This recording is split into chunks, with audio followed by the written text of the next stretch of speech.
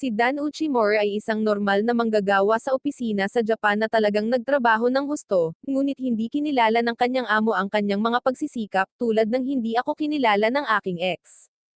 Kahit na siya ay nagtrabaho ng mas mahirap kaysa sa sinuman, hindi siya na-promote, at sa halip, binigyan lang siya ng kanyang amo ng mas maraming trabaho sa pamamagitan ng pagpapadala sa kanya sa isang construction site sa ibang bansa. Natagpuan ni Uchimura ang site sa mas masahol na kondisyon kaysa sa aking kalusugang pangkaisipan, at siya ay nag-iisang ibinalik ang lugar sa landas nito. Bilang kapalit, ang tanging nakuha niya ay paglipat sa ibang bansang malayo sa tahanan. Habang nagtatrabaho si Uchimura doon, nagsimula siyang magtaka kung bakit siya pinaparusahan dahil sa pagiging mabuting empleyado.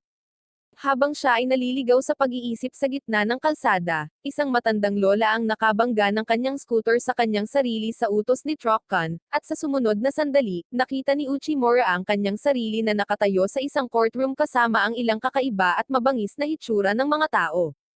Agad niyang binasa ang kanyang pantalon dahil hindi pa siya nakakapanood ng sapat na anime para malaman kung ano ang nangyayari. Biglang, isang dumadagandong na boses ang tumawag sa kanyang pangalan, at muling binasa ni Uchimura ang kanyang pantalon, nagtataka kung paano nalaman ng nakakatakot na armored dude sa trono ang kanyang pangalan. Sinabi sa kanya ng lalaking nasa trono na siya ang Demon King, at ipinatawag niya siya rito para magsilbi bilang isa sa Big Four, ang mga elite general ng kanyang hukbo. Lalong nalito si Uchimura dito, at pagkatapos ay nagsimulang magbasa ang Demon King ng isang ulat tungkol sa kanyang mga nagawa sa buhay at lugar ng trabaho.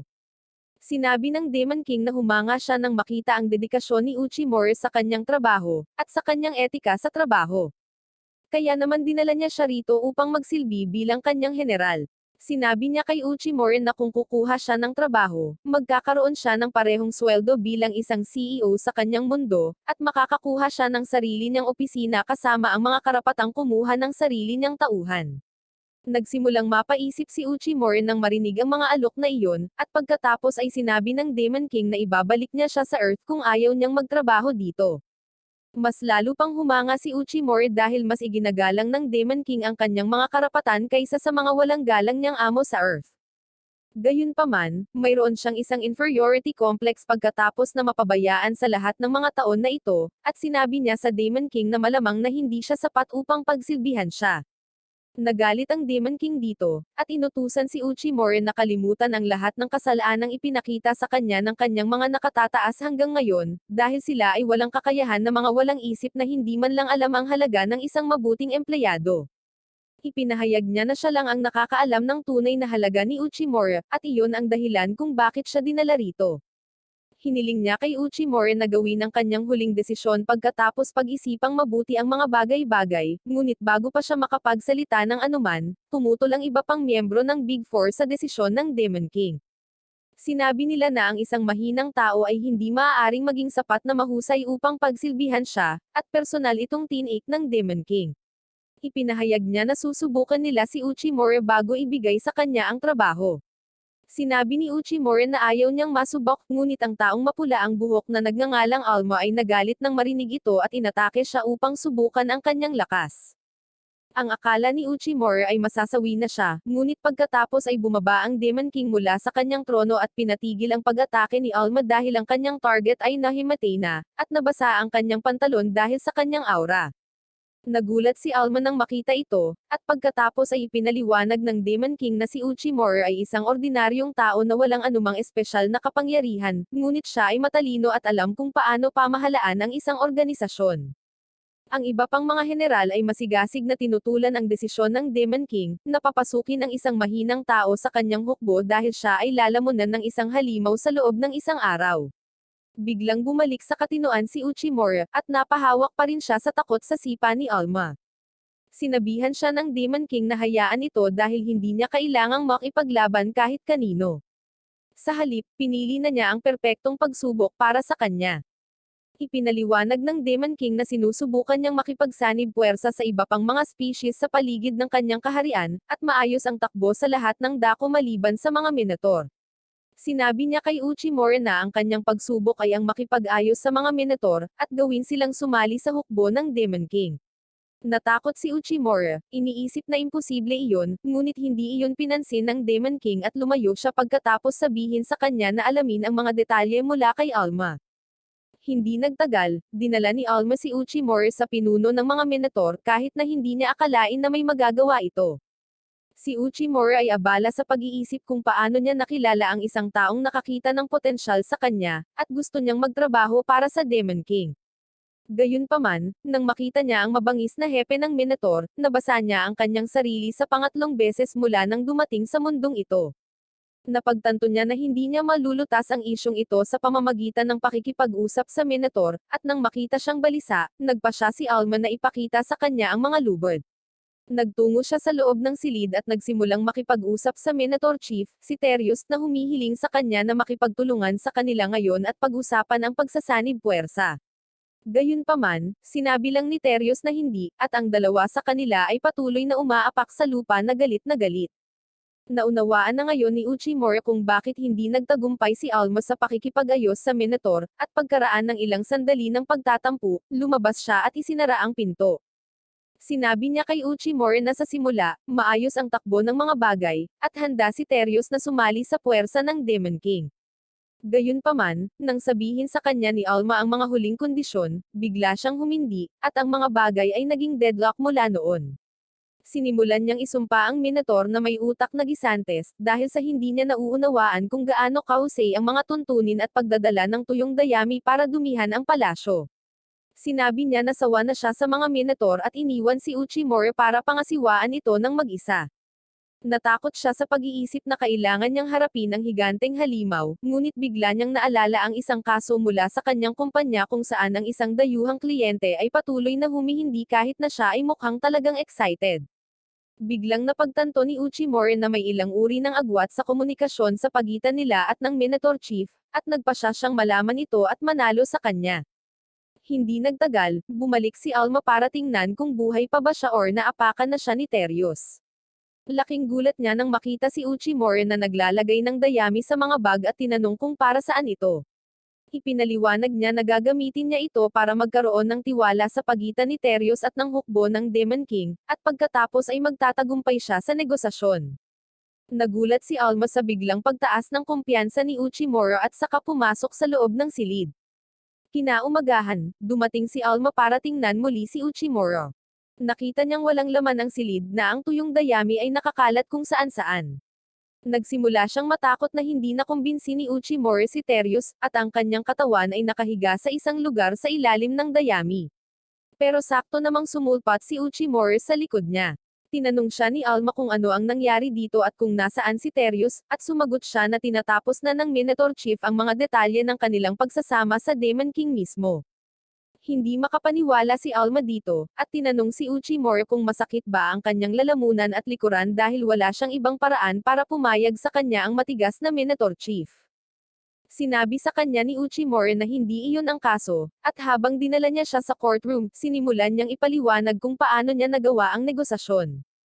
Sinabi niya sa kanya ang tungkol sa mga kliyente mula sa isang dayuhang kumpanya na patuloy na humihindi sa lahat, sa kabila ng pagnanais na gumawa ng deal dahil sa kanilang kultura, ang isang talakayan na hinimok ng emosyon ay pinahahalagahan ng higit pa sa isang lohikal na talakayan. Gusto nilang makita ang emosyonal na katalinuhan ng mga taong kinakaharap nila, at naniniwala si Uchimura na si Terios at ang Minotaur ay pareho. Sinabi niya na marubdob siyang yumuko sa harap ni Terios at tinitigan siya sa mata habang nagpapaliwanag ng mga bagay-bagay, at iyon ang naging dahilan upang buksan niya ang kanyang pananaw. Dagdag pa ni Uchimura, nagkaroon din ng isyu sa pagkuha ng dayami ng Minotaur Chief dahil iyon daw talaga ang higaan niya. Dahil doon, sa sahig na lang siya natulog kaya mas lalo siyang naging masungit. Napagtanto ngayon ni Alma na mas lumala ang mga bagay dahil hindi niya maintindihan ang pananaw ng Minotaur, ngunit si Terios ay lumapit sa kanya at sinabi na siya ay may kasalanan din dahil nabigo siya na maunawaan din siya. Nakipagkamay sila para malampasan ang nakaraan, at pagkatapos ay umuwi ang Minotaur dala ang kanyang dayami. Sinabi ni Alma na hindi niya akalain na magagawa ni Uchimura ang isang bagay tulad ng isang puwang sa komunikasyon at solusyonan ito ng ganoon kadali. Sinabi ng Demon King na mas marami siyang kakayahan na tulad nito na wala sa iba sa kanyang hukbo. Sinabi niya na dahil nakapasa si Uchimori sa kanyang pagsusulit, dapat na walang pagtutol sa kanyang appointment ngayon. Pagkatapos ay binigyan niya siya ng magic bracelet bilang kanyang identity card at badge bilang miyembro ng Big Four, at sinabihan siyang magtrabaho ng walang takot ayon sa kanyang paniniwala. Naantig si Uchimori sa tiwala ng Demon King sa kanya at nanumpa siyang paglilingkuran siya ng buong debosyon. Pagkatapos nito, itinaas ni Alma ang kanyang braso at pinakiusapan si Uchimori na gawin din ito. Nagpakilala siya ng maayos bilang pinuno ng dibisyon ng pag-atake ng hukbo at pagkatapos ay idinikit ang pulse arrows kay Uchimori. Sinabi na ang kilos na ito ay nangangahulugan na tinatanggap niya ito bilang isa sa mga Big Four, ngunit marami pa itong dapat patunayan. Hindi nagtagal, nakuha ni Uchimori ang sarili niyang maluwag na opisina bilang isa sa Big Four, ngunit nahihirapan pa rin siyang masanay sa mga demonyo at kakaibang nilalang sa paligid niya. Kasunod ng kultura ng trabaho sa Japan, nagpa siya siyang ipakilala ang kanyang sarili sa kanyang mga kasamahan bago simulan ang trabaho. Una, pinuntahan niya ang lalaking nagngangalang Selfid, na nakasuot ng kakaibang costume, ngunit nalaman niyang wala siya sa kanyang opisina. Sinabi ng kanyang sekretarya kay Uchimori na ipapaalam niya kay Selfid ang tungkol sa pagbisita nito, at pagkatapos ay walang pakundangan na isinara ang pinto sa mukha nito. Bueno, sanay na si Uchimori sa mga pintong nakasara sa kanyang mukha, kaya't nagpa siya siyang bisitahin ng ibang general nang dumating si Alma doon, na ipinaalam sa kanya na ang Demon King ay may bagong gawain para sa kanya. Agad na pinuntahan ni Uchimori ang Demon King, na nagsabi sa kanya na kailangan niyang makipag-ayos sa isang merger sa mga ogres sa pagkakataong ito. Ipinaliwanag niya na ang mga ogres ay kabilang sa pinakamalakas na tribo sa mga tuntunin ng lakas ng militar. Ang mga ogres ay kasing lakas ng hukbo ng Demon King, at itinuturing din sila ng mga kalapit na tao ng Dima bilang kanilang pinuno. Iyon ay ginagawa silang mga karibal ng hukbo ng Demon King, at hindi magiging madali ang pag-convert sa kanila sa mga kaalyado.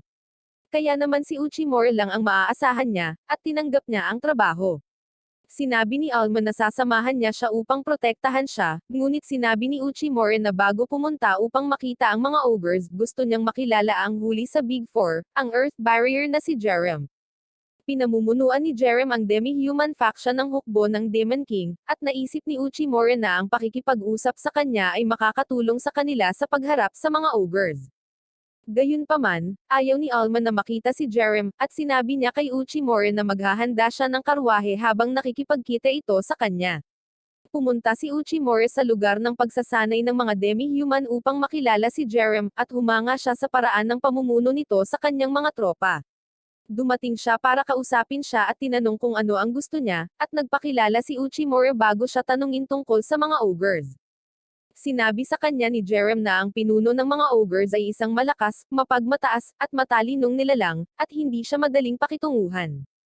Sa sandaling iyon, pumunta rin doon si Alma upang isama si Uchimori, at nalaman niya na kinasusuklaman ni na Alma at Jerem ang lakas ng loob ng isa't isa. Anyway, pumunta siya sa teritoryo ng ogre kasama si Alma, at pinilit sila ng mga gwardya na maghintay sa labas hanggang makakuha sila ng pahintulot mula sa kanilang pinuno. Si Alma ay nagsimulang mawalan ng pasensya, at malapit na siyang maghagis ng mga kamay nang dumating ang isang babaeng ogre upang ihatid sila sa loob. Sa pagpasok nila, napansin ni Uchimori na ang mga ogre ay nakasuot ng lumang baluti, at ang kanilang kastilyo ay madilim at madumi din. Hindi nagtagal ay narating nila ang silid ng trono ng nakakatakot na pinuno ng ogre, at nagsimulang magpakilala si Alma. Sinasabi niya sa kanya na tumahimik, at sinabi niya sa kanya na hindi siya pinapayagang magsalita maliban kung hilingin niya sa kanya, at kahit papaano ay nakontrol ni Alma ang kanyang galit. Pagkatapos ay sinabi ng pinuno ng ogre na alam niyang narito sila para makipagsanib puwersa sa kanyang hukbo, at papayagan niya silang sumali kung dadalhin nila ang ulo ng Demon King sa kanya. Hindi na napigilan ni Alma ang kanyang galit, ngunit bago niya magawa ang anumang bagay, hinawakan ni Uchimori ang kanyang kamay at sinabi sa pinuno ng ogre na hindi sila makakagawa ng desisyon sa lugar, at sasangguni sila sa kanilang amo bago makipag-ugnayan muli sa kanya. Nagpasalamat siya sa pinuno ng ogre sa pagkikita nila na may nakaplaster ng ngiti sa kanyang mukha, at pagkatapos ay kinaladkad si Alma kasama niya. Nang nasa labas na sila, hinayaan ni Alma na umapaw ang kanyang galit at isinumpa ang ogre leader, at sinabi ni Uchimori na ito mismo ang gusto niya. Sinabi niya sa kanya na ang pinuno ng ogre ay sinusubukan na tuyain sila sa pag-atake sa kanya upang walang pag-asa ng isang mapayapang talakayan sa pagitan ng kanilang mga hukbo, at sa pinakamasamang sitwasyon, maaari niyang gamitin iyon bilang isang dahilan para salakayin ang Demon King.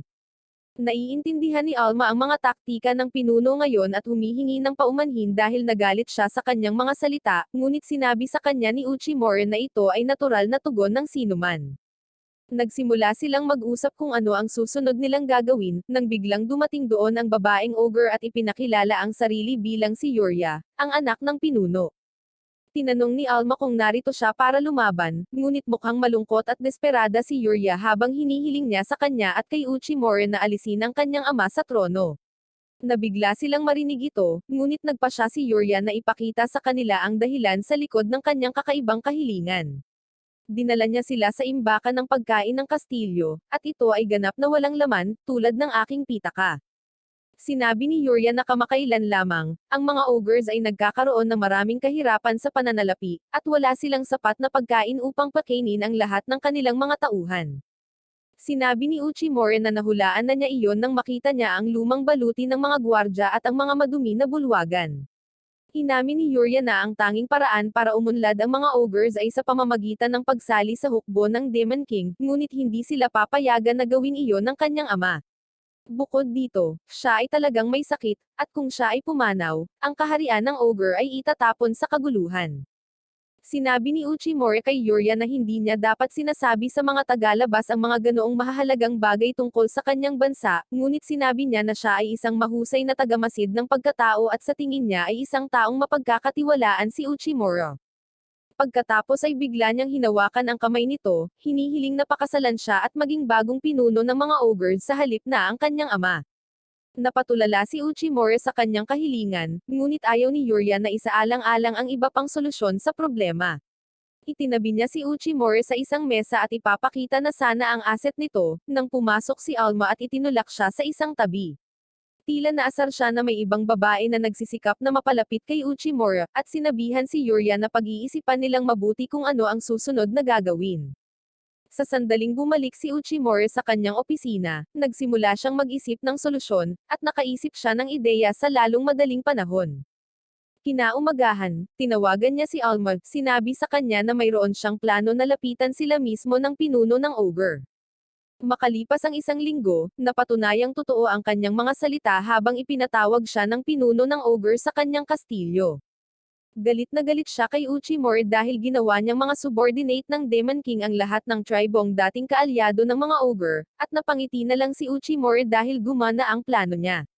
Noong nakaraang linggo, sinabi niya kay Alma na ang plano niya ay ibaling sa kanilang panig ang ibang mga tribo, dahil nahihirapan din silang makakuha ng sapat na pagkain para sa kanilang populasyon dahil sa gulo sa mga ogres.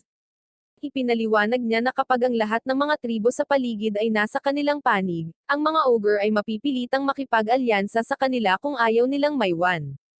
Sa ngayon, gumagana ang kanyang diskarte dahil nagagalit ang pinuno ng ogre tungkol sa pakikipag-ugnayan ni Uchimori sa ibang mga tribo na nakatira sa kanyang teritoryo.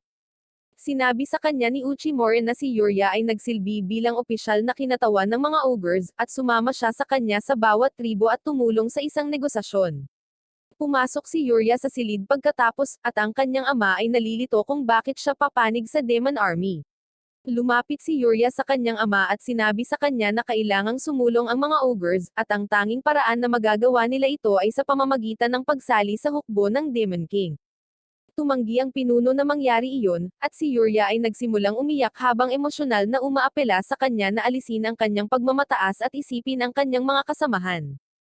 Nakikita ito ni Uchimori bilang kanyang pagkakataon at nakialam siya. Tinanong ang pinuno ng ogre kung gusto niyang makipag-alyansa sa Demon King sa halip na sumali sa kanyang hukbo. Ang katotohanan ay ang lahat ng mga tribo na sumanib sa hukbo ng Demon King ay independyente pa rin, kaya ang alok na ginagawa ni Uchimori sa mga ogres ay walang espesyal. Gayunpaman, alam niyang kailangan niyang palitan ang pangalan ng relasyon ng dalawang bansa para matanggap ito ng ipinagmamalaking pinuno ng ogre. Sinabi ng pinuno ng ogre kay Uchimori na pag-iisipan niya ang kanyang alok at bibigyan siya ng tugon sa ibang pagkakataon, ngunit alam ni Uchimori na siya ay papayag sa huli. Makalipas ang isang linggo, habang abala si Uchimori sa kanyang opisina, tumakbo si Alma para ipaalam sa kanya na pumayag ang pinuno ng ogre na makipag-alyansa sa kanila. Sagot ni Uchimori na alam na niya iyon, ngunit sa ngayon ay sobrang stress siya para ipagdiwang ang kanilang tagumpay. Siya ay may napakalaking tambak ng mga resume sa kanyang harapan dahil inutusan siya ng Demon King na piliin ang kanyang assistant, ngunit wala siyang ideya kung sino ang pipiliin. Sinabihan siya ni Alma na magtiwala na lang sa kanyang instinct, at sinabi ni Uchimori na mas maganda kung siya ang magiging partner niya. Nagsimulang mamula si Alma, habang iniisip na iniimbitahan siya ni Uchimori para sa isang panghabang buhay na Netflix at chill kasama siya, ngunit sa sandaling iyon, dumating din doon si Yuria. Pinasasalamatan niya si Uchimori sa muling pagsasaalang-alang ng kanyang ama sa kanyang desisyon, at nagtanong kung paano niya ito mababayaran. Nakuha ni Uchimori ang isang ideya at hiniling sa kanya na maging kanyang assistant, at malugod siyang sumang-ayon. Si Alma, gayunpaman, ay asar dahil nakikita niya si Yuria bilang isang karibal para sa atensyon ni Uchimori. Matapos gawin si Yuria na kanyang assistant, patuloy na nagtatrabaho si Uchimori sa pagsasama-sama ng iba pang mga tribo ng demi-human sa Demon Army. Isang araw, pumunta si Yuria sa kanyang opisina upang sabihin sa kanya ang tungkol sa tagumpay sa tribo ng Bearman, at pagkatapos ay ipaalam sa kanya na siya ay gagantimpalaan para sa matagumpay na pagsasanib ng mga ogres sa hukbo ng Demon King. Natutuwa si Uchimori sa pagdinig nito dahil ito ang magiging unang parangal na matatanggap niya sa kanyang karera. Sa sandaling iyon, pumunta rin doon si Alma na may dalang tanghalian, ngunit gusto ni Uchimori na hindi na lang siya gumawa. Ang dahilan sa likod nito ay palagi siyang nagdadala ng parehong lugaw para sa tanghalian, at higit pa rito, sinisira niya ito ng tubig upang madagdagan ang dami nito. Nahihirapang kainin ni Uchimori ang lugaw na sobrang hindi masarap ang lasa at nais niyang kumain ng karne paminsan-minsan. Narinig ni Alma ang kanyang pagrereklamo, at ipinahayag niya na kukuha siya ng karne para sa kanya sa pamamagitan ng pangangaso ng ilang halimaw. Dinala niya siya sa kagubatan kasama niya, at ipinaliwanag na kamakailan lamang ay nakatanggap sila ng reklamo tungkol sa isang malakas na halimaw sa rehiyong ito na nakakain na ng 5 orc. Natakot si Uchimori nang marinig iyon, ngunit tiniyak sa kanya ni Alma na paprotektahan siya nito. Di nagtagal ay nakahanap siya ng ilang nakakain na kabute malapit sa isang puno, at sinabi kay Uchimori na ang mga orc ay inatake habang pinupulot nila ang mga kabute na ito. Sinabi niya na kailangan lang nilang maghintay dito para dumating ang halimaw, at sa kabutihang palad, hindi nila kailangang maghintay kahit 1 minuto dahil ang Magic Boar Monster ay agad na nagpakita sa likod nila. Nabasa ni Uchimori ang kanyang pantalon nang makita ito, at sinabihan siya ni Alma na magtago habang humaharap siya sa halimaw. Una siyang tumalon ng mataas at nagsagawa ng isang malakas na sipa sa ulo ng baboy ramo, na hinampens ito sa lupa. Gayunpaman, hindi iyon sapat upang talunin ang baboy ramo, at nagsimula siyang maghukay ng lupa na inilulunsad patungo sa kanya. Iniiwasan ni Alma ang lahat at patuloy na nakikipagpalitan ng mga suntok, habang pinapanood sila ni Uchimori mula sa isang ligtas na distansya. Napagtanto niya na talagang malakas si Alma para makipagsabayan sa isang halimaw, ngunit kulang ito sa firepower para mabilis na tapusin ang halimaw. Sa palagay niya dapat ay nagdala siya ng ilang uri ng sandata, ngunit hindi iyon kailangan ni Alma. Napagtanto din niya na hindi niya kayang talunin ang halimaw na ganito, kaya nagpasya siyang ilabas ang kanyang buong kapangyarihan. Binago niya ang kanyang baluti upang palabasin ang kanyang kapangyarihan, at habang inaatake siya ng baboy ramo, itinaas niya ito gamit ang isang kamay lamang. Pagkatapos ay binigyan niya ito ng isang mapangwasak na pag-atake, pinaikot ang leeg nito sa himpapawid upang tapusin ito at pagkatapos ay ibinagsak ito sa lupa. Sinabi ni Alma kay Uchimori na nakuha na nila ang karne na labis niyang hinahangad, ngunit labis siyang nalulula sa nakita niya kaya nawalan siya ng gana. Anyway, dinala ni Alma ang baboy ramo sa Orc Village para tiyakin na ligtas sila. Nagpasalamat sila sa kanya sa pangangaso ng baboy ramo, at pagkatapos ay sinabi ni Alma na dapat silang mag-party dahil marami silang karne ngayon. Tuwang-tuwa ang mga orc na marinig iyon, at hiniwa nila ang isa sa mga binti ng baboy ramo. Na-curious si Uchimori tungkol dito at tinanong si Alma kung marunong siyang magluto, at sinabi niya sa kanya na halatang kaya niya. Nagpasya siyang ipakita kay Uchimori na siya ay wife material sa pamamagitan ng pagpapakain sa kanya ng mga pagkain mula sa kanyang bayan, at nagsimula siyang maglaway sa pamamagitan lamang ng pag-iisip tungkol dito. Gayunpaman, ang recipe ng inihaw na baboy ni Alma ay binubuo lamang ng paghampas sa karne nito ng isang spell ng apoy na hindi man lang ito niluluto ng maayos. Pinilit niya si Uchimori na kainin ito, at nang kumagat siya, siya ay naging Gordon Ramsay at tinawag siyang hindi marunong magluto para sa pagpapakain sa kanya ng isang bagay na nakakadiri. Sinabihan siya ni Alma na huminto sa pagrereklamo, ngunit pagkatapos ay nagpa siya si Uchimori na yumay na siya sa mga pagkain dito. Hiniling niya sa mga orc na hayaan siyang magluto para sa kanila, at hiniling sa kanila na bigyan siya ng asin at mushroom. Ibinabad muna niya ang karne sa tubig upang maubos ang dugo at mabawasan ang amoy, at pagkatapos ay dahan-dahan itong iniihaw sa apoy.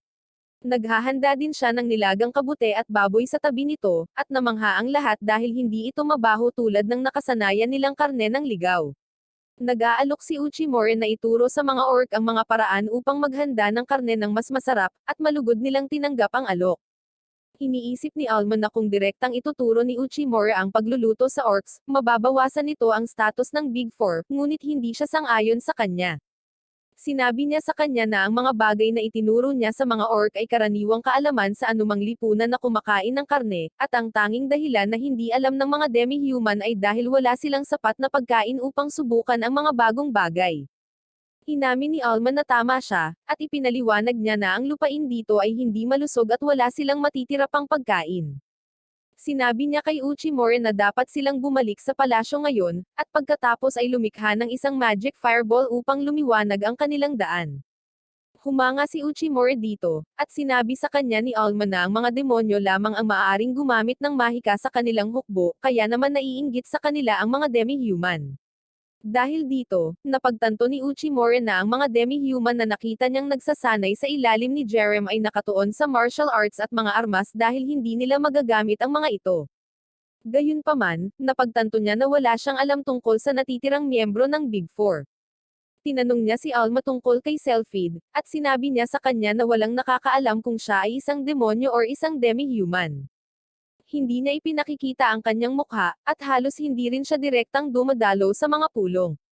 Sa pamamagitan nito, nagsimula silang magtungo sa kabisera, at sinabi ni Uchimori na habang ang magic ay maginhawa, ito ay medyo hindi epektibo. Sinabi niya kay Alma na sa halip na umasa sa mahika upang labanan ang mga halimaw, maaari lamang itong gumamit ng sandata at pagkatapos ay sinabi sa kanya na magsuot ng angkop na baluti, dahil ang mga nakasisiwalat na damit na isinusuot niya ay hindi nag-aalok sa kanya ng anumang proteksyon. Ang payong ito ay hindi angkop para kay Alma, at tinihil niya ang bola ng apoy bago sabihin kay Uchimori na ang kanyang mga salita ay nakakainsulto sa kanya. Sinabi niya na ang isang tao mula sa ibang mundo ay hindi mauunawaan kung ano ang iniisip ng mga demonyo, at iyon ang dahilan kung bakit ayaw niya ng anumang payo mula sa kanya. Sinabi ni Alma sa kanya na bumalik sa nayo ng orc, at kunin silang i-escort siya sa kabisera sa umaga dahil babalik siyang mag-isa ngayon. Hindi maintindihan ni Uchimori kung ano ang ginawa niya para magalit si Alma, at tumalon siya, naiwan siyang mag-isa sa kagubatan. Sinubukan niyang sundan siya ngunit natakot sa mga tunog na nagmumula sa kagubatan, at tumakbo ng mabilis hanggat kaya niya patungo sa Orc Village. Kinaumagahan, bumalik si Uchimori sa kastilyo ng Demon King. Nabalitaan ng Demon King ang tungkol sa pag-aaway nila ni Alma, at inutusan niya si Uchimori na ayusin ang mga bagay-bagay ng mabilis dahil ito ay hindi lamang isang away sa pagitan nilang dalawa, ngunit isang pagkakataon din para sa kanya upang matuto ng higit patungkol sa mundong ito.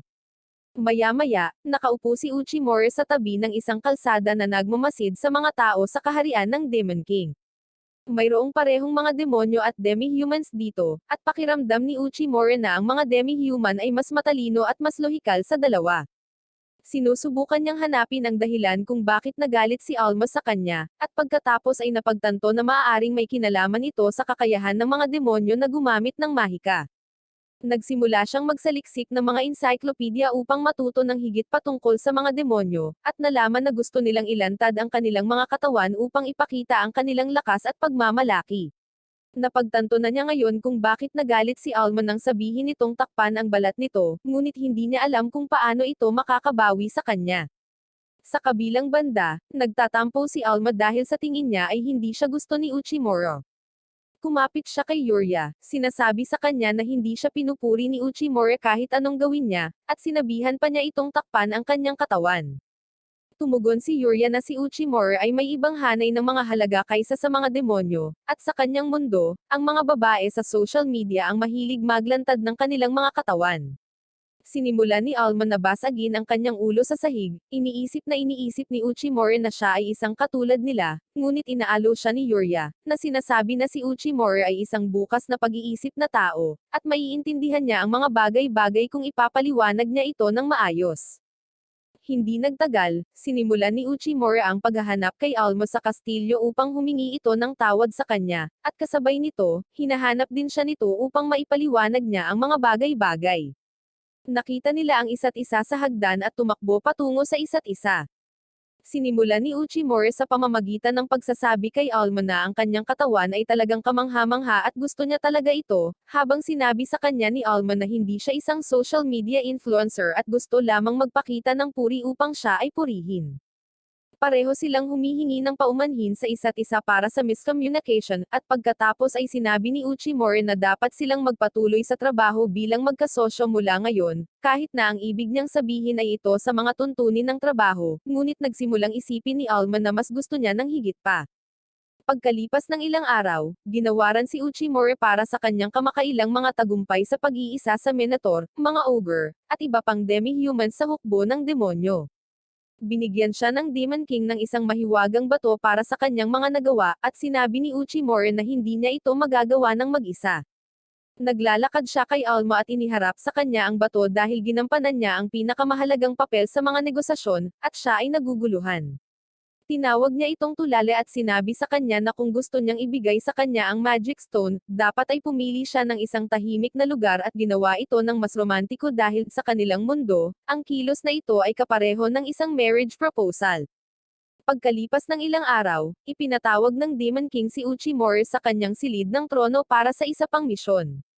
Tinanong niya muna siya tungkol sa kanyang opinyon sa kaugnayan sa pagitan ng mga demonyo at demi-humans. Sumagot si Uchimura na nakita niyang hindi sila nagkakasundo dahil medyo insecure ang pakiramdam ng mga demi-human, dahil hindi sila marunong gumamit ng magic. Sinabi sa kanya ng Demon King na tama siya, at kailangan nilang gawin ang isang bagay tungkol sa agwat na ito sa pagitan ng mga demonyo at iba pang lahi. Kaya naman sinabihan niya si Uchimura na gumawa ng paraan para magamit ng lahat ang mahika. Sumagot si Uchimura na hindi niya alam kung paano gumamit ng mahika sa kanyang sarili, kaya hindi niya ito magagawa, ngunit binigyan siya ng Demon King ng isang hilaw na Magic Stone upang matulungan siya sa bagay na iyon. Nagtalaga rin siya ng Magic Research Expert para tulungan siya sa misyong ito, at sabik na itinanong ni Uchimura kung sino ito. Ibinunyag ng Demon King na ito ay si Selphid, na kilala rin bilang Conjurer ng Ultimate Storm, at binalaan si Uchimura na mag-ingat sa paligid ni Selphid dahil siya ay isang weirdo. Bumalik si Uchimura sa kanyang opisina dala iyon at nagsimulang magsaliksik sa Magic Stone. Nalaman niya na ito ay isang puro masa ng mana at maaari itong magamit sa iba't ibang paraan. Tinanong niya si Yuria kung ang mga demi-human ay makakakuha ng kakayahang gumamit ng mahika sa tulong ng mga Magic Stone, at pinaninindigan niya ngunit idinagdag na kahit na may mahiwagang kapangyarihan, tanging ang mga may tunay na kasanayan ang makakagamit nito. Napagtanto ni Uchimura na kailangan niya ng ekspertong payo bago gumawa ng plano, at agad siyang pumunta sa opisina ni Selphid. Kumatok siya sa pinto, at lumabas ang sekretarya ni Selphid para batiin siya.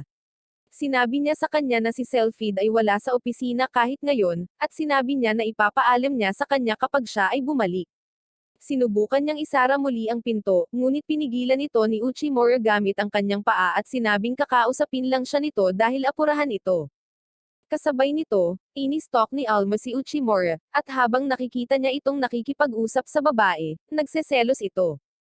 Samantala, atubiling pinapasok ng sekretarya si Uchimura sa loob ng opisina, at hinarap niya ito, tinanong kung siya ba si Selphid.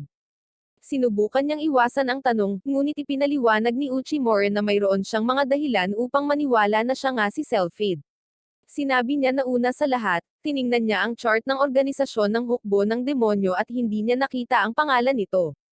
Pangalawa, sinabi sa kanya ng Demon King na si Selphid ay madalas na nagpapanggap na ibang tao upang maiwasan ang paggawa ng trabaho. Naiinis ang babae na sinusubok siya ni Uchimura sa kabila ng pagiging sigurado sa kanyang pagkakakilanlan, at napagtanto niya na siya nga si Selphid, isa sa Big Four. Tinanong niya siya kung bakit niya itinago ang kanyang pagkakakilanlan, at humiga siya sa sopa habang sinasabi niya na kung mabunyag ang kanyang pagkakakilanlan, makakakuha siya ng mas maraming trabaho kaysa sa gusto niyang gawin. Sinabi sa kanya ni Uchimori na narito siya sa utos ng Demon King upang talakayin ang isang magic tool na maaaring magpapahintulot sa ibang mga species na gumamit ng magic, at sinabi sa kanya ni Sylphid na nakagawa na siya 1 taon na ang nakakaraan. Dahil nalaman ni Uchimura ang kanyang pagkakakilanlan, nagpasya siyang gantimpalaan siya sa pamamagitan ng pagpapakita sa kanya ng espesyal na device na ginawa niya pagkatapos ng mga taon ng pananaliksik. Mukhang isa itong diamanteng bato na ninakaw niya mula sa isang marangal na pamilya, at lahat ng side nito ay naka-embed ng mga magic stone. Ipinaliwanag ni Sylphid na pinahihintulutan ng Blackrock na madaling dumaan ang magic, at pinapagana ng mga magic stone ang formula sa loob na maaaring magbigay ng iba't ibang magic spells. Namangha si Uchimori nang malaman ito at sinabi na kailangan lang nilang i-mass-produce ang item na ito ngayon, ngunit sinabi sa kanya ni Sylphid na ang paggawa ng isa sa mga ito ay nagkakahalaga ng 10 milyong ginto. Nawasak ang pag-asa ni Uchimori nang marinig ito, at sinabi sa kanya ni Sylphid na kalimutan ang tungkol sa paggawa ng madaming magic device na ito dahil mahal talaga ang mga magic stone. Biglang nakakuha ng ideya si Uchimori pagkatapos pakinggan ito, at tinanong si Sylphid kung kailangan niyang gumamit ng maraming magic stone sa isang device para mag-cast ng maraming spell. Tinanong niya kung maaari silang gumawa ng isang aparato na maaaring gumamit lamang ng isang spell, at napagtanto ni Sylphid na hindi niya naisip ang tungkol dito. Sinabi niya na kung babawasan nila ang bilang ng mga spell sa isa, maaari silang gumamit ng mas mababang kalidad na mga magic stone, at isang bato lamang ang sapat upang paganahin ang isang device. Natutuwa siya sa ideyang gumawa ng bagong device, at kinaladkad si Uchimori sa kanyang underground lab para maging assistant niya. Pinapanatili niya itong puyat buong gabi para gumawa ng bagong device, at pagkatapos ay sinabi sa kanya na maging paksa ng pagsubok upang patunayan na talagang gumagana ito. Sinabi sa kanya ni Uchimori na siya ay pagod na pagod at hindi na makakapagpatuloy pa, at nagpasya si Sylphid na hayaan siyang magpahinga ng 1 oras. Dahan-daang bumalik si Uchimori sa kanyang silid, ngunit nang mahawakan niya ang pinto, binuksan ito ni Alma na buong gabing nagsisikap na makapasok sa silid upang makita kung ano ang nangyayari. Ang lakas ng pagbukas niya ng pinto ay nagpatamba kay Uchimori, at pinuntahan siya ni Alma para tignan siya.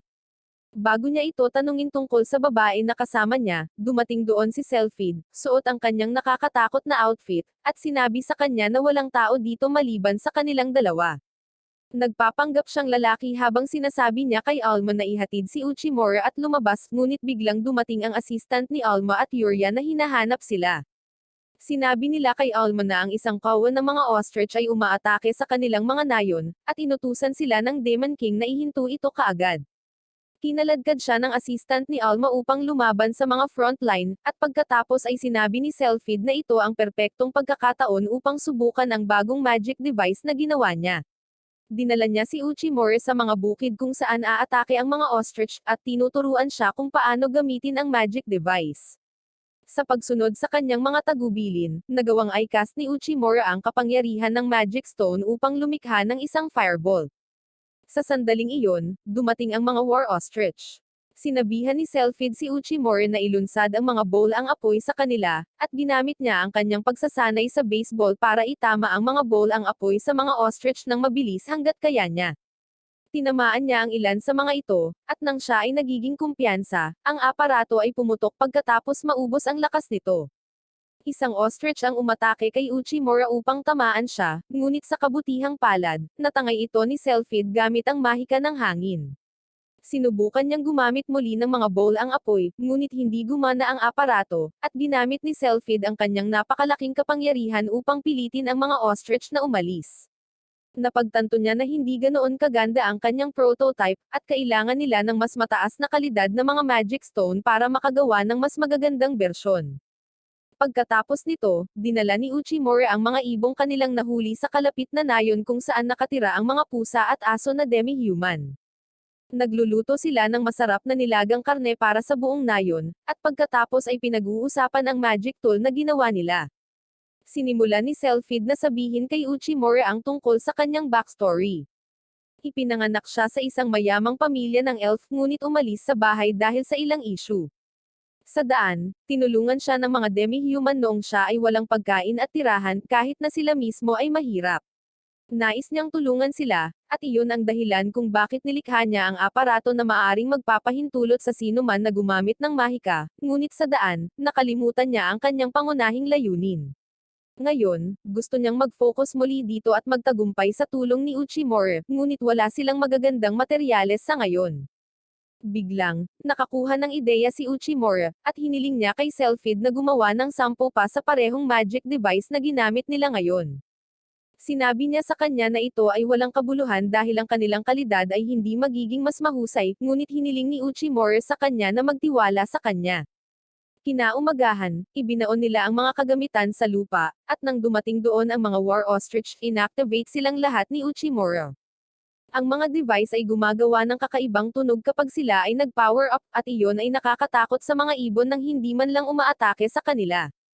Inuulit ni Uchimura at Selfid ang eksperimentong ito gamit sa iba pang mga halimaw, at nalaman na lahat ng mga halimaw ay tumatakas kapag nakaharap sila sa mataas na tunog. Hindi nagtagal ay nagharap sila ng ulat sa Demon King, na sinasabi sa kanya na ang paggamit ng mga magic device sa ganitong paraan ay talagang matipid dahil ang magic stone ay mas tumatagal sa ganitong paraan, at ang mga halimaw ay hindi nang ahas na lumapit sa kanila. Ang Demon King ay humanga dito, at pinuri niya sina Uchimura at Selfid sa matagumpay na pagkumpleto ng gawaing ito. Pagkatapos ay hiniling niya kay Selfid na gawin ng maramihan ang mga magic device, at ibigay ang mga ito sa lahat ng mga nayon upang manatiling ligtas sila mula sa mga halimaw. Pagkatapos, pumunta sina Uchimura at Selfid sa dingding ng kastilyo upang mag-usap, at pinasalamatan niya ito sa pagbibigay sa kanya ng isang bagay sa pagsasaliksik, at para din sa pagpapaalala sa kanya ng kanyang orihinal na layunin. Sinabi ni Selfid na tutulungan niya siya sa hinaharap kung mayroon siyang oras, at pagkatapos ay binigyan siya ng isang binagong tool sa mahika na maaaring magpaputok ng 30 fireballs bago masira kung sakaling kailanganin niyang lumaban. Kinabukasan, habang si Uchimura ay nasa kanyang opisina, napagtanto niya na hanggang ngayon, ginagawa lamang niya ang mga bagay na ipinag-utos sa kanya ng demonyo, ngunit kung gusto niyang maging isang mahalagang empleyado, dapat siyang magkusa. Nagpasya siyang tingnan ng iba't ibang isyu na kinakaharap ng hukbo at bansa, at isa-isang gumawa ng mga solusyon para sa mga ito. Para doon, nagpasya siyang bisitahin ang merkado at tingnan ang kalagayang pinansyal ng hukbo. Una, iniimbitahan niya si Alma na kasama niya, at dumating ito na suot ang kanyang damit para sa pakikipag-date para sa pulong. Pinupuri siya ni Uchimura, sinabing ang cute niya sa suot niya, at nagpapasalamat si Alma kay Yuria sa pagtulong sa kanya na pumili nito kagabi. Matapos siyang imbitahin ni Uchimura sa palengke, pumunta siya sa prinsesa ng ogre para humingi ng tulong. Noong una ay binalak niyang magsuot ng bikini para ipakita ang kanyang katawan para manalo kay Uchimura, ngunit sinabi sa kanya ni Yuria na tiyak na ituturing siyang influencer at tatakas kapag ginawa niya iyon. Sinabi niya sa kanya na magbihis ng maganda at magsuot din ng ilang mga accessories, at natutuwa si Alma na pumunta siya sa kanya para sa payo. Sa palagay niya ay magiging maayos ang kanilang date ngayon, ngunit pagkatapos ay ibinaba ni Uchimura ang kanyang pag-asa sa pagsasabing narito siya para sa pagsasaliksik sa merkado. Nagsimulang magalit si Alma habang sinusundan siya, at hindi man lang namalaya ni Uchimura na nagalit siya sa kanya. Sinabi niya sa kanya kung gaano kahalaga ang pag-aaral ng opinyon ng mga lokal para gumawa ng mga diskarte para sa isang kumpanya, at pagkatapos ay pumunta sa isang chubby na merchant na agad na nagsimula ng kanyang sales pitch. Narinig na niya si Uchimura, ang nag-iisang general na tao sa hukbo ng Demon King na nagsusuot ng kakaibang damit. Humanga si Uchimura na maraming impormasyon ang mangangalakal tungkol sa kanya, at sa palagay niya ay matutulungan niya itong malaman ang higit pa tungkol sa mga problemang kinakaharap ng bansang ito. Ipinakita sa kanya ng mangangalakal ang mga kagamitang ginto na ibinebenta niya, at sinubukang ibenta ang isang pares ng gintong tasa kina Uchimura at Alma. Sinabi niya na ang mga ito ay magkasintahang tasa, at umaasa si Alma dahil agad na nagpasya si Uchimura na bilhin ang mga ito. Gayunpaman, gusto lang niyang makakuha ng sample na produkto pati na rin ng ilang impormasyon mula sa merchant, na muli siyang binaygo. Pagkatapos nito, umiikot sila sa ibang mga tindahan, kumukuha ng mga tala sa mga bagay na kanilang ibinebenta doon. Nang maglaon, umupo sila para sa isang coffee break, at nagpasya si Uchimura na suriin ang impormasyong nakolekta niya. Sinabi niya na pagkatapos ng pagsasama sa iba pang mga species, nagsimula silang aktibong makipagkalakalan sa kanila. Ang mga ogre at minotaur ang may pinakamaraming impluwensya sa merkado, at pinaninindigan ito ni Alma na nagsasabi na marami na siyang nakitang mga bagong tindahan sa merkado ngayon. Sinabi ni Uchimore na habang ito ay isang magandang bagay, mayroon din itong mga negatibong puntos. Ang pinakamalaking problema na kailangan nilang alalahanin ay ang kakulangan ng pagkain, lalo na ang butil na tinatawag na gim, na siyang pinakamahalagang pananim ng pagkain sa rehiyon. Sinabi sa kanya ni Alma na nagpunta siya kamakailan sa isang mangangalakal na nagbebenta ng gim at sinubukan siyang pagbabantaan na ibaba ang mga presyo, ngunit sinabi niya sa kanya na siya mismo ay halos hindi kumikita. Iniisip ni Uchimore na ang pagtaas ng mga presyo ay dahil sa mga mamamakyaw na nagbebenta ng butil sa mas mataas na presyo, at si Alma ay naghahanda na makipag-usap kaagad sa kanila. Pinigilan siya ni Uchimore, na sinasabing hindi pa sila nakakasigurado tungkol sa kanyang teorya, at higit pa rito, ang mga mamamakyaw ay bahagi ng Trader Guild, at ang pakikipaglaban sa kanila ay hindi magandang ideya. Sinabi niya na dapat silang mang-alap ng higit pang impormasyon bago gumawa ng anumang aksyon at tapusin ang kanyang ulat na iyon. Tapos na ang pananaliksik sa araw na iyon at may oras pa sila, kaya tinanong ni Uchimore si Alma kung may gusto siyang gawin. Nagsisimula siyang mag-isip na gawin itong isang tamang date ngayon, ngunit sa sandaling iyon, dumating doon si Jerem. Napunta sa kanya ang atensyon ni Uchimore, at tinanong niya kung ano ang nagdadala sa kanya sa palengke. Sinabi niya sa kanya na ito ay ang araw ng mga puso ng kanyang tribo ngayon, at ang mga tao ay nagbibigay ng mga regalo sa kanilang mga kapartner. Pagkatapos ay tinanong niya siya, ano ang ginagawa niya kasama ang hindi kagandahan na redhead. Naghahanda si Alma na salakayin siya nang biglang dumating doon ang isang matandang mag-asawang daga na humihingi ng tulong. Bumisita si Uchimore at ang dalawang babae sa kanilang tindahan, at sinabi ng mag-asawang daga na nagbebenta sila ng pagkain na tinatawag na shimazu, na gawa sa gim sa palengke na ito sa loob ng mga dekada. Kamakailan lamang, hindi sila nakakapagbenta ng marami, at ang mga bagay ay nagiging masama para sa kanila. Isang araw, dumating doon ang isang mangangalakal ng baboy at nag-request ng napakalaking order, sinabing gusto niyang kainin ng kanyang mga empleyado ang masarap na shimazu. Nagsumikap ang mag-asawang daga na maabot ang order bago ang deadline, ngunit kaninang umaga, kumanggi ang mangangalakal ng baboy na bilhin ang mga pagkain, sinabing hindi niya alam na hindi ito maiimbak at kailangang kainin ng mabilis. Nakiusap sila kay Uchimore at sa mga babae na tulungan sila dahil namuhunan sila ng maraming pera sa mga pagkain, at kung lahat ito ay hindi mabenta, kailangan nilang isara ang kanilang tindahan magpakailanman. Lumingon si Jerem kay Uchimore, na nagsasabi na narinig niya na magaling din itong magluto, at tinanong siya kung makakaisip siya ng solusyon. Tumikim muna ng shimazu si Uchimore, at pagkatapos ay nangakong tutulungan niya ang matandang mag-asawa at iligtas ang kanilang tindahan. Nagpasya si Jerem na iwan ang trabaho sa kanya at pumunta sa kanyang paraan. Pagkatapos nito, sinabi ni Uchimore sa matandang mag-asawa na ang shimazu na ginawa nila ay katulad ng pinukpok na rice cake mula sa kanyang bansa, at maaari itong magamit upang gumawa ng iba't ibang mga pagkain dahil sa kanilang banayad na lasa. Tinanong niya ang matandang mag-asawa tungkol sa kanilang karaniwang mga kliyente, at sinabi nila sa kanya na karaniwan lamang ang mga matatandang tao ang may gusto ng binatuka na mga rice cake, at ang bagong henerasyon ay hindi pa nakakarinig tungkol sa kanila. Iniisip ni Uchimore na ito ay magiging tricky, ngunit wala siyang masyadong oras, kaya nagpasya siyang manatili sa matandang mag-asawa upang makabuo ng bagong pagkain, habang pinapadala si Alma upang makipag-usap sa ilang mga mangangalakal na kanilang nakilala kanina at humingi ng kanilang tulong. Di nagtagal, pumunta si Uchimore sa palengke, pinapatunog ang drum para maakit ang atensyon ng lahat. Sinabi niya sa kanila na I enjoy ang kanilang sarili dahil ngayon ay ang Beastman Valentine's Day, ngunit karamihan sa mga nilalang ay hindi man lang narinig iyon. Nagpasya si Uchimore na sabihin sa kanila ang isang kwento na isinulat niya ngayon, at ginawang nagbebenta ng shimazu ang pangunahing lalaki ng kwento. Sinabi niya na matagal na ang nakalipas, mayroong isang magandang beastman na babae na umibig sa isang tindero ng shimazu, ngunit ang seloso na hari ay gustong pakasalan ang babae. Pinagbawalan niya ang dalawang magkasintahan na magkita, ngunit palihim silang nagkita noong araw ng mga puso at sabay kumain ng shimazu.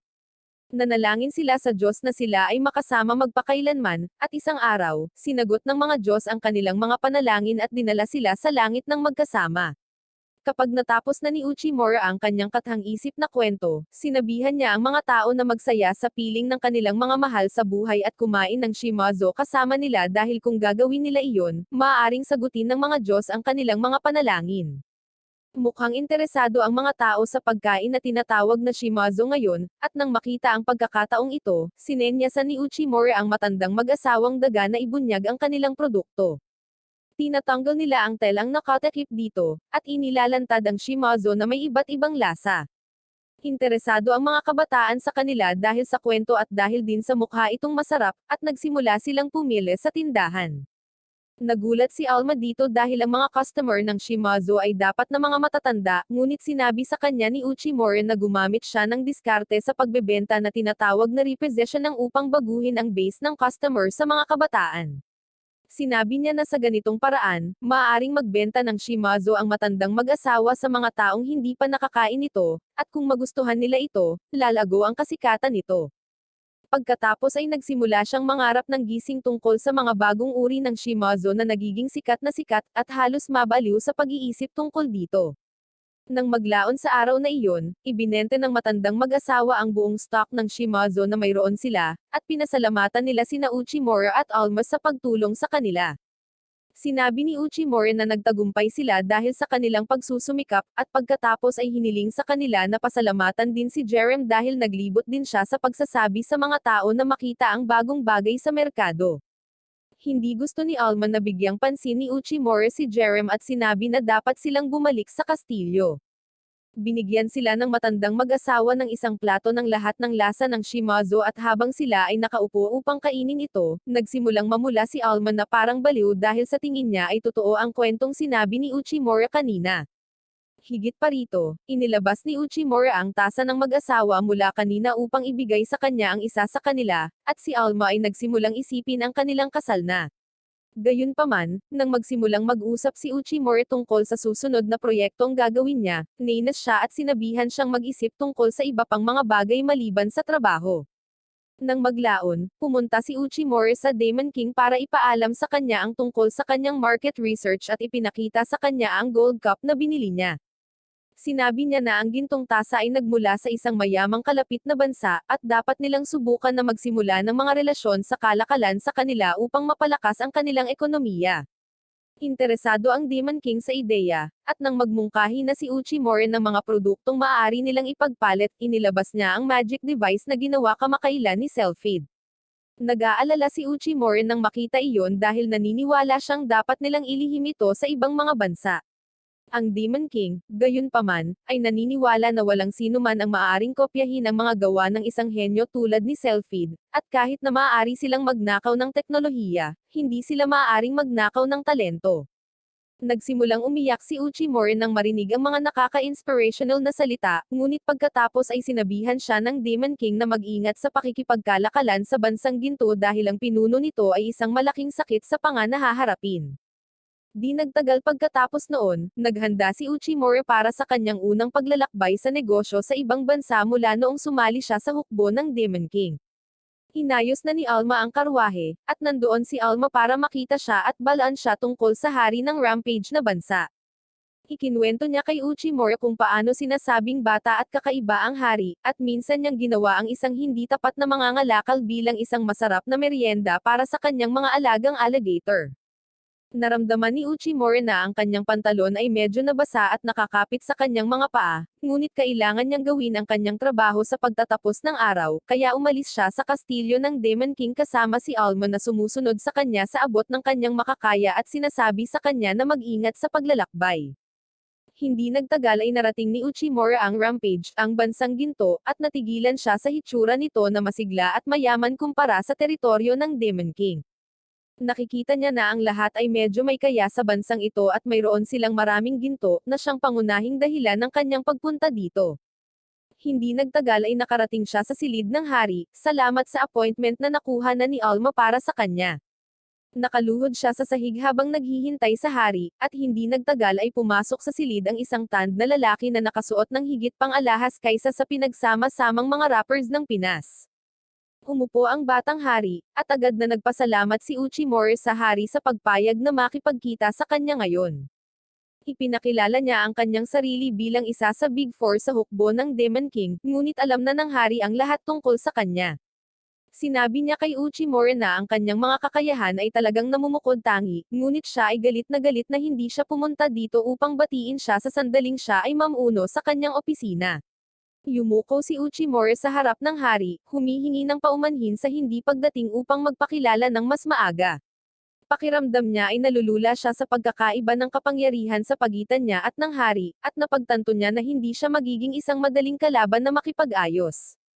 Nauna sa negosyo ang hari at tinanong si Uchimore ng kanyang tunay na dahilan sa pagpunta rito. Kinakabahang sinabi sa kanya ni Uchimore na narito siya na may dalang mga regalo mula sa Demon King, at pagkatapos ay naghandog ng isang set ng mga kagamitang pilak sa hari. Kahit kaunti ay hindi nagustuhan ng hari ang mga ito, at pinaghiwalay niya ang mga pilak na ikinagulat ni Uchimura. Tinanong siya ng hari kung sinusubukan niyang kutsain siya, dahil ang pagbibigay ng pilak sa hari ng lupain ng ginto ay alinman sa isang napakawalang isip na ideya or isang nakakainsultong gawain. Humingi ng paumanhin si Uchimura, ngunit habang nakatago ang kanyang mukha sa hari, napangiti siya dahil pabor na sa kanya ang negosasyon ngayon. Pagkatapos ay inihayag niya ang bagong magic device sa hari, na sinasabi na ito ang pangalawang regalo na dala niya rito. Itinuring ito ng hari bilang isang mababang uri ng magic stone lamang, ngunit pagkatapos ay nagsimulang ipaliwanag ni Uchimura kung paano maitataboy ng magic tool na ito ang lahat ng uri ng halimaw, at ito ay isang teknolohiya na mayroon lamang ang Demon Kingdom. Ibinahagi niya ang paksa ng mga rock golem na matatagpuan sa mga minahan ng ginto, at ang pagharap sa kanila ay nangangailangan ng medyo bihasang mga sundalo. Iminumungkahi niya sa hari na kung gagamitin nila ang aparatong ito, kahit na ang mga manero ay maaaring maitaboy ang mga halimaw ng walang anumang problema. Interesado na ngayon ang hari, at sinabihan niya si Uchimore na patunayan na gumagana ang kanyang device, at walang mas magandang paraan para gawin iyon kaysa ilagay sa panganib ang kanyang buhay. Pinitik niya ang kanyang mga daliri, at biglang lumabas sa isang hole ang kanyang alagang buwaya. Nagulat si Uchimore nang makita niya ang higanteng halimaw, ngunit habang inactivate niya ang magic tool, tumalikod ang buwaya. Sa halip na bumalik, nakita nito ang hari at inatake siya. Sinubukan ni Uchimore na gamitin ang bowl ang apoy upang salakayin ito, ngunit kinuryent ng hari ang buwaya, na ginawa itong abo at karbon. Si Uchimura ay natakot sa kapangyarihan na ito, ngunit ang hari ay humanga sa mga tool sa mahika at sa kanyang karakter. Nagpasya siyang bilhin ang mga magic tool at naglagay ng bundok ng mga gintong bar sa harap ni Uchimura, habang sinasabi niya sa kanya na ihanda ang 200 sa mga ito sa susunod na linggo. Masyadong nabigla si Uchimura sa dami ng ginto na hindi niya kayang gawin na imposibleng makagawa ng 200 magic tools sa isang linggo. Sa kanyang pag-uwi at napagsabihan ni Selfid, sa kanya lang napagtanto na tinanggap niya ang isang utos na hindi nila matutupad. Gayunpaman, gumagawa si Uchimore ng ilang mga kalkulasyon sa pag-iisip at napagtanto na dapat silang magkaroon ng sapat na mga magic tools sa stock upang matugunan ang bilang sa susunod na linggo. Sinabi niya kay Selfid na hindi siya maaaring magpabayad dahil ito ay talagang mahalagang bagay. Ngunit pagkatapos biglang, dumating ang isang mensahero mula sa Rampage na bansa at nagsabi na gusto ng hari ng isa pang 100 magic tool sa susunod na linggo. Naasar ang lahat sa mensaheng ito, ngunit hindi nila iyon masabi sa mensahero. Nang maglaon, habang sinusubukang mag-relax ni Uchimore sa kanyang opisina, dumating si Yuria na may dalang tsaa at nagtanong tungkol sa presyo kung saan ibinebenta nila ang mga magic tool. Sinabi niya sa kanya na nagbebenta sila ng isang tool para sa kalahating milyong barya, at iyon ay hindi nakapagsalita kay Yuria. Ipinaliwanag ni Uchimore na gumamit siya ng diskarte sa negosyo para bigyang halaga ng hari ang mga tool sa mahika. Sinabi niya na ang pagpapakita ng mga kagamitang pilak sa hari noong una, ay para lamang matiyak na naniniwala siya na ang mga kasangkapang mahika ay mas mahalaga pa kaysa sa kanila. Kapag naitatag na iyon, at napatunayan niya ang pagiging kapaki-pakinabang ng mga tool, ang iba ay magiging madali. Pinuri ni Yuria si Uchimura bilang isang henyo sa negosyo at sinabi na dapat ay hinulaan din niya ang malaking paunang order, at sinabi niya sa kanya na hindi niya ginawa. Sa sandaling iyon, ang mensahero ay pumasok sa kanyang opisina upang sabihin na gusto ng hari ang 100 higit pang mga tool, at kailangan ng maraming pakiusap mula kay Uchimura upang mapayag si Selfid na sumang-ayon doon. Nag-hire siya ng mas maraming tao at tinuturuan sila kung paano gawin ang mga magic tool, at nakakagawa sila ng kinakailangang halaga sa loob ng ibinigay na oras. Nang si Uchimura ay nagsisimula ng maging kampante tungkol sa kanyang tagumpay, natanggap niya ang nakakagulat na balita na kinansela ng hari ang order. Ipinaliwanag ng mensahero na sinasabi ng hari na nakahanap siya ng mga mangangalakal na nagbebenta ng mga katulad na tool sa kalahati ng presyo, kaya hindi na niya ito bibilhin mula sa Demon Kingdom ngayon. Nagulat si Uchimura dahil hindi niya akalain na maaaring mangyari ang ganito, at sa lalong madaling panahon ang mga epekto ng pagkakansela ng deal ay nagsimulang lumabas sa buong lugar. Ang mga craftsman na gumawa ng magic tools ay nagagalit dahil nag-order sila ng maraming hilaw na material para sa higit pang mga order, at dahil kinuha nito ang lahat ng pera mula sa budget, ang Demon Warriors ay hindi makakakuha ng bagong material sa pagsasanay. Maging ang pangkalahatang publiko ay nababahala dito, at sinimulan ng lahat na sisihin si Uchimura para dito. Nagkataon, sinisisi din ni Uchimura ang kanyang sarili sa buong kabiguan dahil lahat ng taon niyang pagtatrabaho sa dati niyang trabaho ay nagkondisyon sa kanya para dito. Nagpasya siyang humingi ng tawad sa Demon King para sa kabiguan na ito, at sinabing tatanggapin niya ang anumang parusa. Nagtataka ang Demon King kung ano ba talaga ang iniisip ni Uchimura na maling ginawa niya, at tumugon siya na nadala siya sa unang tagumpay at hindi niya inisip ang panganib na kasangkot sa pakikitungo sa isang bata at mapagmataas na hari. Sinabi ng Demon King kay Uchimura na ang lahat ay nabibigo kung minsan, at walang kahihiyan doon. Ang tunay na kahihiyan ay namamalagi sa hindi pagsisikap na makabangon mula sa kabiguan, at sinabi niya kay Uchimura na isipin kung ano ang maaari nilang gawin ngayon. Isinasa puso ni Uchimura ang kanyang mga salita, at nagpas siyang humingi ng tawad sa lahat bago mag-isip tungkol sa mga plano sa hinaharap. Nakasalubong niya si Jerem sa daan at humingi ng paumanhin sa kanya, ngunit pinaalis lang siya nito. Sunod, pumunta siya sa kwarto ni Selfid, at sinabihan din siya nitong umalis dahil binabasa niya ang paborito niyang spellbook sa ika-70 na pagkakataon. Habang iniisip ni Uchimura kung sino ang susunod niyang hihingian ng paumanhin, may naglagay ng bag sa kanyang ulo at pagkatapos ay dinala siya sa hardin. Si Uchimura ay patuloy na natatakot at sumisigaw ng tulong sa buong oras, ngunit walang sino man ang sumusubok na pigilan ang kanyang pagkadukot. Sa tingin niya, ang taong dumukot sa kanya ay dapat na nagdose ng pinakamalaking pagkalugi dahil sa nabigong deal. Ngunit nang lumabas siya sa bag at humingi ng tawad, nalaman niyang si Alma iyon. Tinanong niya siya, ano ang ginagawa niya sa sahig, at pagkatapos ay sinabi sa kanya na nakakuha siya ng magandang kalidad ng karne kaya gusto niya itong kainin kasama niya. Niluluto niya ito ayon sa mga teknik na itinuro sa kanya ni Uchimura, at napagtanto niya na sinusubukan niyang paginhawahin siya. Nahihiya si Alma kapag binanggit niya iyon, ngunit iniisip niya na ito na ang perpektong pagkakataon para sa kanya na gumawa ng mga galaw sa kanya. Sumugod siya sa tabi niya, ngunit kailangan niyang itigil ang kanyang plano nang dumating si Yuria doon na hinahanap si Uchimura na may dalang sariwang prutas na gusto niyang kainin kasama niya. Isinusumpa siya ni Alma sa loob ng kanyang isip ngunit pagkatapos ay sinabi na dapat nilang kainin ang karne dahil tapos na ito. Pagkatapos nilang kainin ang karne at ang mga prutas, nakatulog ang mga babae, at pinasalamatan sila ni Uchimura sa pagsisikap na pasayahin siya. Iniisip niya ang mga salita ng Demon King at nanumpa siya na makakahanap siya ng solusyon sa problemang ito. Agad na pumunta si Uchimura sa kanyang opisina at nagsimulang mag-isip tungkol sa sanhi ng problema. Habang narinig niya ang mensahero, natagpuan ng hari ng Rampage ang isang mangangalakal na nagbebenta ng parehong magic tool sa kalahati ng presyo sa loob lamang ng isang buwan. Sa palagay niya ay hindi ito dapat posible dahil ang pagbuwag at pagsusuri sa magic tool ay dapat na mas matagal kaysa doon, at ang paggawa nito sa maraming dami ay isa pang issue. Nagtataka siya kung ang isang tao mula sa loob ng Demon Army ay nagbebenta ng mga magic tool. Nang malapit na niyang tingnan ang bagay na iyon, pumasok si Alma sa kanyang silid at sinabi sa kanya na ang mga magic tool na ibinigay niya ay napatunayang hindi epektibo.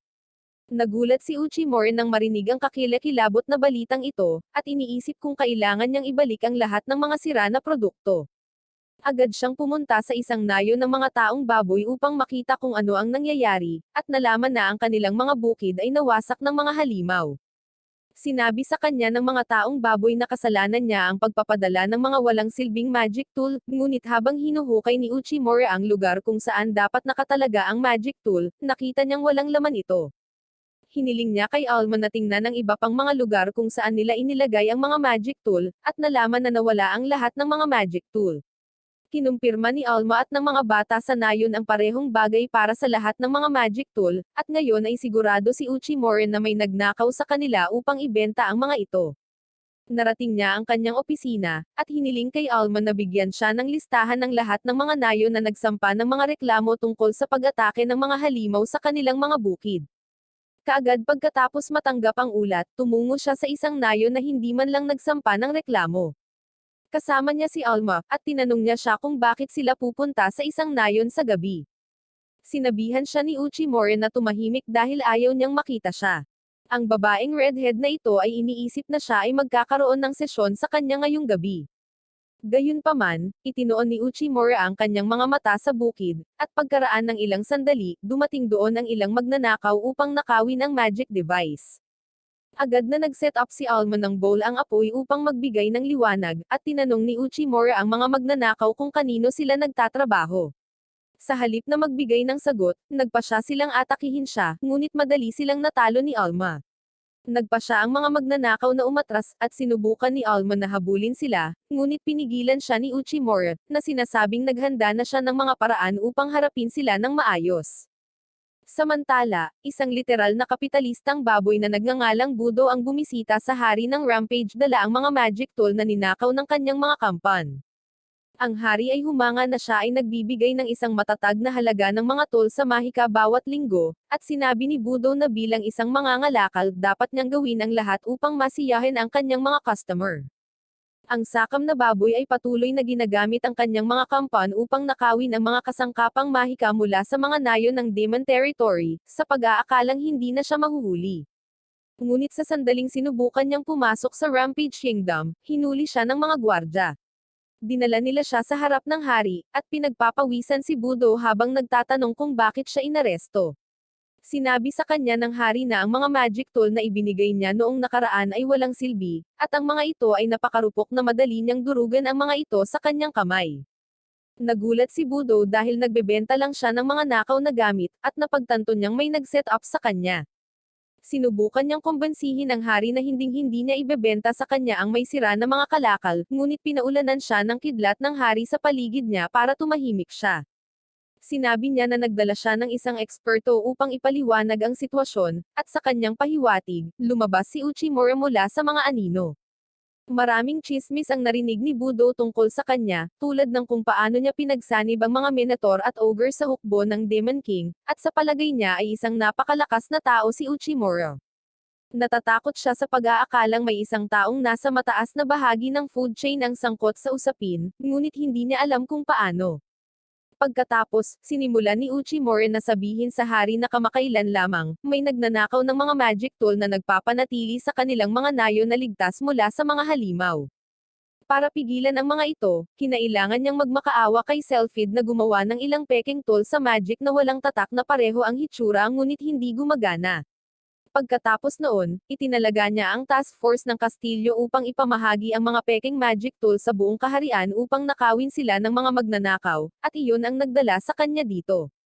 Lumingon si Uchimura kay Budo, nagtatanong kung ano ang ginagawa sa kanya ng mga ninakaw na tool sa mahika, at napagtanto ng baboy na siya ay nabuking.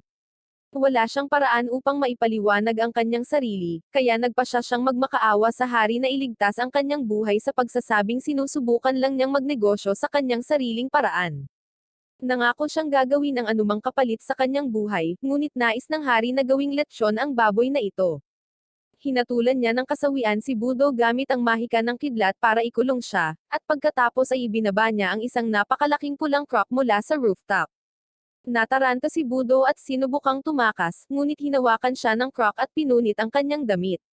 Gayunpaman, bago nito tuluyang lamunin ang baboy, isang bowl ang apoy ang tumama sa mukha nito.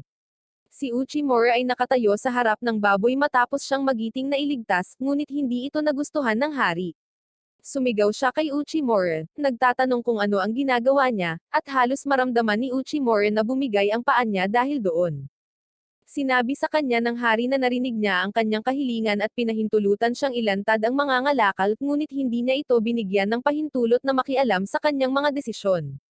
Tinanong niya si Uchimore, bakit niya sinusubukang isakripisyo ang kanyang buhay para protektahan ang isang magnanakaw. Biglang nabawi ni Uchimura ang kanyang kumpiyansa habang sinasabi niya sa hari na may dahilan siya para protektahan si Budo. Hiniling niya sa hari na marinig ito dahil pagsisisihan niya ito kung hindi. Lumilikha ang hari ng mga dragon na gawa sa kidlat, habang sinasabi niya kay Uchimura na magsalita. Sinabi ni Uchimura sa hari na kung tatapusin niya si Budo dito, ang kanyang bansa ang higit na magduruse dahil siya ang humahawak ng pinakamahalagang bagay sa bansang Rampage. Sinabi niya sa hari na alam ng lahat na ang halaga ng ginto sa minahan bawat taon ay patuloy na bumababa sa bansa, at ang tanging dahilan kung bakit sila nakakakuha pa rin ng sapat na ito ay dahil sa orange na powder. Ang mahiwagang powder ay madaling naghihiwalay ng ginto sa dumi at bato, kaya naman hindi uunlad ang kanilang bansa kung wala ito. Ipinaalala ni Uchimura sa hari na si Budo ang humahawak ng halos lahat ng orange powder na ginagamit ng Rampage Country, at ang hari ay tumugon na maaari lang siyang kumuha ng isa pang mga ngalakal upang gawin ito sa kanyang lugar. Sinabi ni Uchimura na hindi ito magiging posible dahil ang orange powder ay matatagpuan lamang sa isang bansa na napakahigpit sa pag-export nito. Gayunpaman, dahil bumisita si Budo sa bansa ng ito ay nasira ng digmaan at tumulong sa mga tao, sila ay may utang na loob sa kanya. Mayroon siyang espesyal na pahintulot na i-export ang orange powder. Ang nalilitong Budo ay nagtanong kay Uchimura, paano niya nalaman ang napakaraming bagay, at tumugon siya na sinusubukan niyang malaman kung maaari silang magmina ng ginto sa bansang demonyo, kaya nag-research siya. Pagkatapos ay bumaling siya sa hari, sinabi sa kanya na ang pagpaslang kay Budo ay magiging isang seryosong pag-urong sa kanyang bansa. Medyo huminahon ang hari nang marinig ito at tinanong si Uchimura, bakit niya sinasabi sa kanya ang lahat ng ito. Naniniwala siya na ang Rampage Kingdom at si Budo ay hindi alalahanin ni Uchimura, at hindi siya dapat nagsisikap na tulungan sila. Sumang-ayon si Budo sa hari at nagtaka kung ano ang gusto ni Uchimura sa kanya. Ngunit ang sagot ni Uchimura ay makatwiran lang na tumulong sa mga nangangailangan. Tinanong niya ang hari at si Budo kung hindi ba sila nag-iisip ng ganito sa mundong ito, na ikinagulat nilang dalawa. Nagsimulang tumawa ang hari pagkatapos niyang maunawaan na si Uchimura ay isang matuwid na mabuting karakter. Pagkatapos niyang tumawa, sinabi niya na inaantok siya at umalis sa kanyang silid, iniwan sina Uchimura at Budo na nalilito tungkol sa kanilang kapalaran. Ipinakita sila sa labas ng silid ng trono, at nagsimulang magtaka si Budo kung talagang plinano ni Uchimura ang lahat ng ito, kasama na ang pagpapatawa sa hari ng Rampage. Iniisip niya kung ano ang gusto ni Uchimura sa kanya bilang kapalit, ngunit nang tumingin siya kay Uchimura, nakita niyang nanginginig ito na parang paboritong laruan ng kanyang ama dahil kinikilabutan siya sa nangyari. Binuhat siya ni Budo sa balikat habang naglalakad sila palabas kung saan naghihintay si Yuria kay Uchimura kasama ang mga subordinate ni Budo. Ang mga subordinate ay nagsimulang tumakbo patungo sa baboy sa sandaling makita nila siya at tinanggal ang kanilang mga talukbong. Tinatawag nila siyang tatay at niyakap siya, pinabagsak siya sa lupa. Hindi niya maintindihan ang nangyayari, kaya ipinaliwanag ni Uchimura na alam niya ang tungkol kay Budo mula sa mag-asawang daga na tinulungan niya noong Valentine's Day Festival. Na-curious siya tungkol sa kanya, kaya nag-background check siya at nalaman na kinuha ni Budo ang mga ulila sa digmaan at binigyan sila ng trabaho. Sinabi niya na napagtanto niya na si Budo ay hindi ganap na masamang nilalang at iniligtas niya siya para makita niyang muli ang kanyang mga anak. Naantig si Budo na marinig na napakalaki ng ginawa ni Uchimura para sa kanya para makasama niya ang kanyang pamilya. Nang maglaon, hiniling ni Uchimura kay Budo na ibenta ang mga magic tools sa iba't ibang bansa dahil abala siya sa ibang mga bagay. Nagtanong si Budo, paano niya siya mapagkakatiwalaan pagkatapos niyang magnakaw mula sa hukbo ng demonyo. Ngunit naniniwala si Uchimura na sa kabila ng lahat, si Budo ay isang kagalang-galang na mangangalakal na alam kung paano gawin ang kanyang trabaho. Nangako ang taong baboy na hindi niya siya bibiguin at babaguhin ang paraan ng kanyang gawain. Masaya si Uchimura na marinig iyon at nagpasya na umalis pa uwi, ngunit binigyan siya ni Budo ng isang piraso ng impormasyon bago umalis, sinabi sa kanya na ang mga guild sa kaharian ng demonyo ay nagsisimula ng maging aktibo.